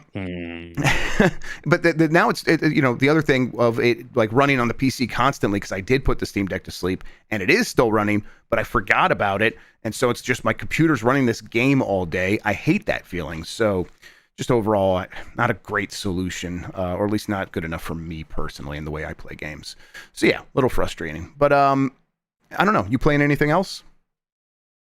That's been the big thing. Again, a lot of Doom 1. Well, I beat Doom 1, now Doom 2, which is, it's funny because I never played that much Doom 2 back in the day, mostly Doom 1. It turns out Doom 2 is pretty similar. Actually, in my mind, there was more different about a Doom 2, but they're basically the same stuff. They have like new enemies and I think some new weapons, but it's the same engine. It's the same general look and feel. It's not really any kind of leap there. We had to wait till that build engine. We got stuff like Blood and Duke Nukem 3D for kind of the next leap there. Then obviously you had Quake after that. Right. Yeah, and I think that's John, not Romero. What's the other John? John Carmack. Carmack was like already kind of working on Quake by the time that John Romero was designing Doom. So Romero and Doom 2 were making all those levels for Doom 2. Yeah, exactly. Okay, let's see here. Let's finish up the super chats. Mike, what do we have? Sure. Let's see. Zayark says extra blight, an extra life donation incentive sends one of the blight boys into the active noobs hole to stream a blight club game to completion. Oh my god. We should have like a noobs hole, but set it up with one of the blight club games. You just have to play it for as ever long as you're sent in there. That's a pretty good idea. Yeah, that we'd have to find the exact right game though. I don't know. It has to be almost equivalent in pain to noobs, and I'd have to think about what that would be. Let's see. Hindu here has a message retracted. I don't know if they did that or if mods did that, but there you go. When it says retracted, it means that they did it. Yep. They took it out. Well, thank you, Hindu, because I know we had something earlier. Jer Austin says, just a small token of my appreciation. Currently doing chemo for stage 3 cancer. Very curable, the type I have, but I'm very thankful for you guys, Jer Austin. I glad to hear that, but still, sorry you have to go through that. And Absolutely. I hope everything continues to go well. And thank you so much for your support. Yeah. I'm glad you could hang out with us. And if we could be even a little small distraction or help you get a little positivity in there, I'm hoping that that's what it's accomplishing for you. And yep, stay strong. I know chemo can suck. So thanks for spending some time with us. All right, Wolf says, wait, Druckmann was mean to Mike. When? It's just he was a little dismissive at the E3, the E3 event where Bacalar, the last Sony E3. Yes, the last Sony PlayStation E3, the one that Bacalar complains a lot about. If you were listening to the Beastcast, where they were shuffling one with the buddy hanging. Maybe no, we were in like I don't remember that. We were in like the fake version of the church from Last of Us Part 2, right? That's what it was, and then they shuffle us to all these other areas. Whatever. Me and Mike really liked the whole get up. Everyone else didn't like it, but we liked it. It was like a theme park. We had fun. Yeah, it was like, then you go outside and there's a bunch of Spider-Man stuff all over the place, like real newsstands that looked like they were from, the Daily Bugle. Yeah. So anyway, we get done. As we're leaving, Mike sees Druckmann and he goes up to, wants to tell him, hey, I really like your games. And he just he did the eye roll thing and just didn't seem to want to be complimented or whatever. And I get how that happens. I just thought it was a little bit rude. That's all. There's a way to do that that's less rude. He did it in a way that I thought was a little bit rude. I'm like, ugh. It was, it was a late night. I get it. He probably had I bet his social meter was filled. Exactly. I understand. Yeah, but it was just like weird. It was very small. It was me just making a decision like, oh, I like Mike more and I like this guy. So well, I mean, it was just that's all it really was. Dubious Food says, hey Mike, I got a snazzy Rumble Pack icon at NSO. I got that too. So yeah, all these classic console ones. So for this first week, it's NES and N64, and it's much more than they showed. That's what the fine print was. There's tons of options there. You can get tons of N64 controller colors. You can get Rob the Robot on NES. You can get a top loader NES. There's all sorts of options. So when it's GameCube week, you'll be able to pick all sorts of fun stuff. I'm sure a Wavebird will be an option even. Where do I go to get these things? Because the NSO app. The NSO app. Okay. All right. So like that's like there's a bunch of icons at the bottom of the screen for picking things, and one of them is a Nintendo Switch Online. I click there and I'll find it there. Each of them costs like 10 silver coins. You right. probably have Okay. plenty of All silver right. coins. I have seen this before. Okay. I just haven't engaged with that too frequently. I think I've still used the same icon. Or no, my kids change my icon all the time now, so it's like I just stopped caring. I've been rocking Gino from Mario RPG for a while, but once I have That's pretty cool. Spice Orange GameCube options, look out, world. Tell you what, I was going through my Switch games tonight because one of the kids wanted to play something, and so I was just going through like the full library of stuff I have installed. That's a good library of games. I saw Super Mario RPG, I'm like, hell yeah. And then Thousand Year Door, hell yeah. And then just like so many Pikmin 4, I was just seeing all these things, like so many good memories with so many great games on this system. You are still on the hook for finishing Thousand Year Door, mister. You're right. I didn't finish that. Okay, I'll get back on it. Thank you. There's something you can play while nothing works on your Steam Deck if you can get the Switch off the kids' hands. They're playing it a lot right now. Teddy Bear Rock says, have either of you checked out the Retro Classic on Game Pass leaderboards and daily challenges? Follow the Microsoft Studios, lots of potential. I see something about this. I know AJ was excited because Torrance Passage wasn't there or something, but no, I haven't seen much about it. Yeah, I'll check this out. Is this only on Xbox or is it on Windows PC? It's on Windows PC as well as streaming. Okay. I saw my friend playing it. It seems pretty cool. It has achievements and everything, and like a leaderboard, and they also do like tournaments in the app where like you can join and play against other people, like time based. So it seems pretty neat. Okay, yeah. This Streaming Madden says, overjoyed to see Demo Derby back. It's my favorite featuring Giant Bomb. The video had a great start when Jeff mistook Sean Palmer for Sean White. Yep. It was funny when that was happening because you were immediately like, that's not him. Part of me is like, he's not thinking of Sean White, is he? And I was like, no, I definitely was. Not... Of course I was. Yeah, I'm like, the Sean that snowboards, right? I mean, that's all I had.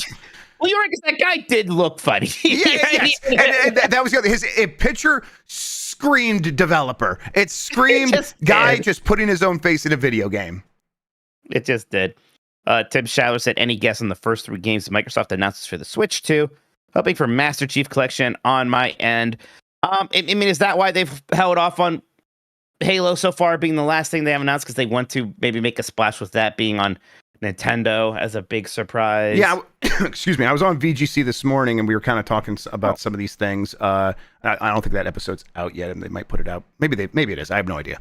But and we were talking about it, and I'm sorry, I lost my train of thought when I was trying to remember if the episode was out. What were we talking about? I'm talking about what Microsoft games are getting announced for Switch 2. Right, yeah. We were explaining to each other, it's like, this is the kind of thing where Microsoft probably does realize it should just bring its games to a Nintendo Direct and announce stuff there, because everyone just assumes that all their games are on Xbox, and the audience that tuned out Xbox because they didn't have an Xbox just doesn't know where to look for that information and doesn't care to look for it. So Microsoft kind of has to force themselves in front of that audience. So yeah, I think they've been holding off on it until they could be on a Direct, and they maybe couldn't be in that first one. So if they have another one coming up, maybe that's where they do it. But yeah, other. I mean, what other Microsoft games do you think we might hear about relatively soon here for Switch 2? Well, we Sea don't of have Thieves things like was Sea of Thieves rumored. or Grounded, right? Yeah. Grounded. Yeah, if Grounded's not on Switch, right? Maybe that is on Switch 1. I can't remember. Remember, we thought Hi-Fi Rush was coming to Switch 1. There's like that data mine of us, and then it didn't happen.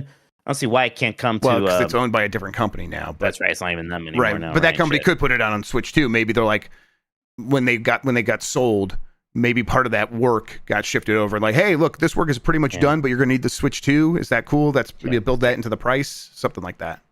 Grounded is on Switch. That's right. Okay. I mean, we got those other Doom games on Switch 1. I don't see why we didn't get Doom: The Dark Ages on Switch 2, right? That's a good point. Yeah. And then so they can figure it engine can do that for sure. Yeah. We got Forza Horizon on PlayStation recently. I don't know why not Switch 2. What about Starfield? I don't know. For some reason, Reddit still sometimes shows me this subreddit called No Sodium Starfield, which is just like people who don't want whining about Starfield. They just want to enjoy it. No salt. I get it. Yes. Yeah. Right. And so those people are like coming around to the point where they're like, no, this game's good now. And I'm like, well, I can't trust this. But that is the only thing that Reddit shows me about Starfield. So I'm like, in my head, it's like, oh, maybe that game is in a better place. I guess that's possible. I don't know if they want to spend the time like reintroducing that game to the Nintendo Switch audience, but maybe it'll be worth it.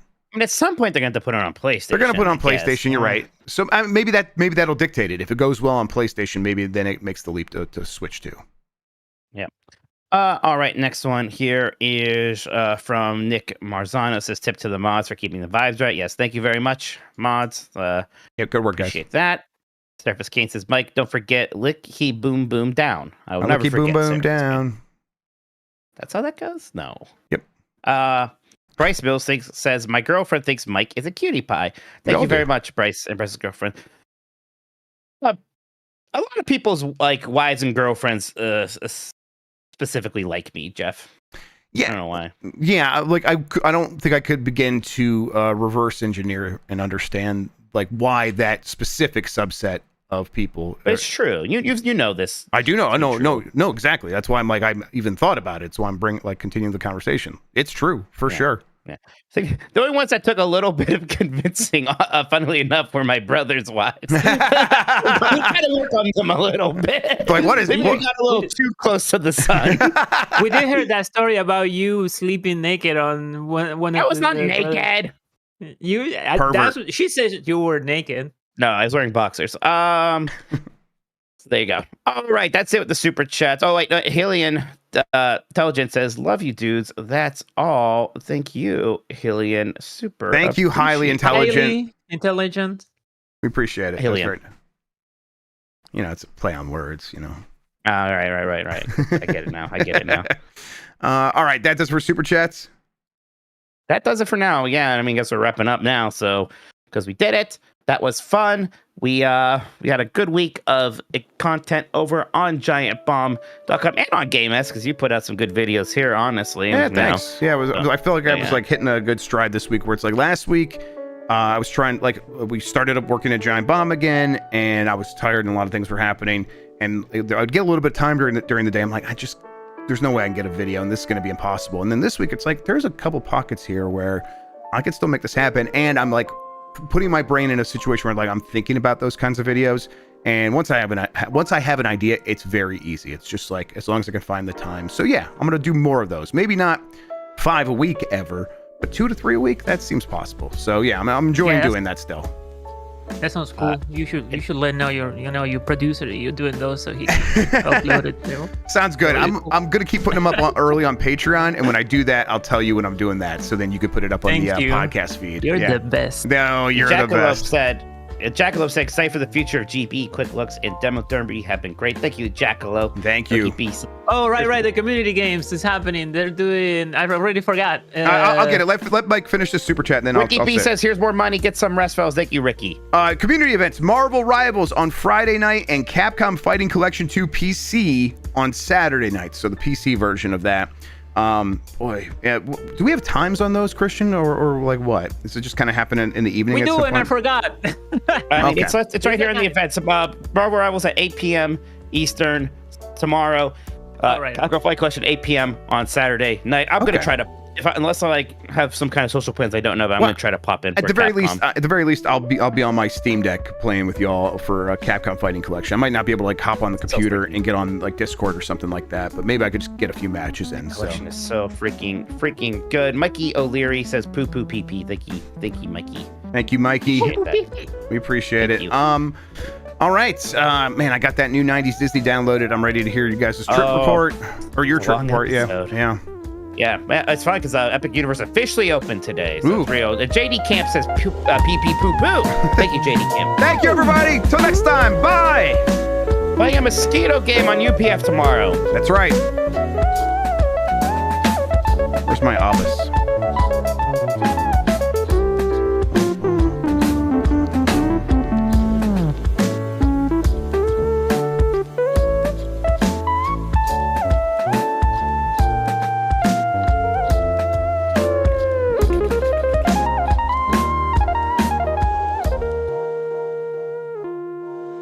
It's so frustrating when the game makes you edge. All right, Jeff. Let's do each other here. Okay. All right, we're